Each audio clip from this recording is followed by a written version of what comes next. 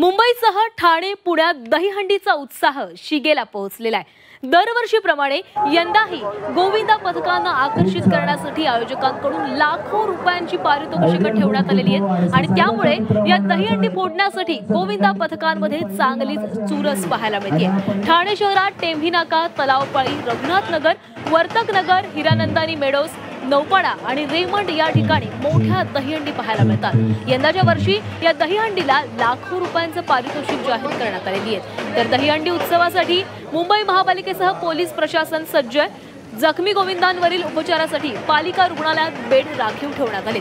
तर संपूर्ण दहीहंडी उत्सवावर पोलिसांची करडी नजर असणार आहे।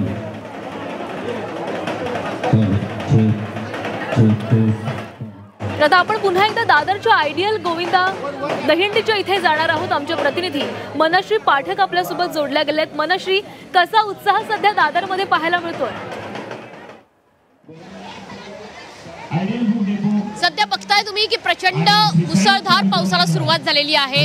नुकतंच एक महिला गोविंदा पथकाचं सादरीकरण इथे झालं आणि आता पथनाट्य होणार आहे आणि पथनाट्यातले हे सगळे जे अभिनेते ते सुद्धा आपल्या सोबत आहेत। ताई, 2 मिनिटं आम्हाला सांग, तिकडे कॅमेरा आहे।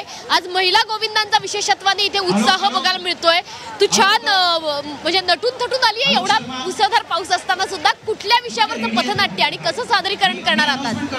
हम लोग आज स्केट करने वाले ठाकुर राम नारायण कॉलेज से हैं हम लोग का स्केट साइबर सिक्योरिटी के अवेयरनेस के लिए है। तर सायबर सिक्युरिटी अवेअरनेससाठी इथे पथनाट्य सादर होणार आहे आणि इथे आणखी काही गोविंद आहेत। येत आता इकडे ये जरा, मला सांग की कशा पद्धतीने गोविंदा पथकात महिला गोविंदांची इथे, तिकडे कॅमेरा आहे, महिला गोविंदांचं सादरीकरण इथे होतं। मात्र आज तुम्ही सुद्धा इथे आलेला आहात, सेलिब्रिटी सुद्धा इथे येणार आहेत।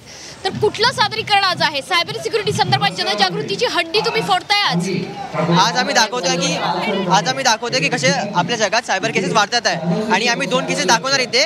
लोकांना कळायला की असे सायबर असतात आणि लोक आपल्याला बोलत नाही, कोणाकडे जात नाही। लोक तुम्हाला पोलिसकडे जायला पाहिजे। आम्ही सांगणार आहे लोकांना की अगर तुमच्याकडे झालं असं काय तर तुम्ही जावा, कंप्लेंट द्या, तुम्हाला हेल्प करणार पोलीस।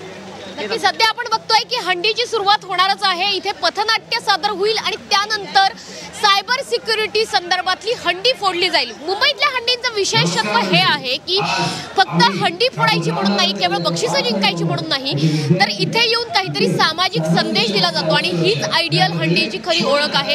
इथे मराठी कलाकार येतात। जर माझ्या पायाखाली तुम्ही बघितलं तर तुम्हाला लक्षात येईल की इथे सुरक्षिततेची पूर्ण काळजी घेतली जाते। जे वरच्या थराला चढणारा गोविंदा आहे, महिला गोविंदा आहे, त्यांना हेल्मेट हे सक्तीचं करण्यात आलेलं आहे। सुरक्षेची संपूर्ण काळजी घेऊनच ही हंडी फोडली जाते आहे।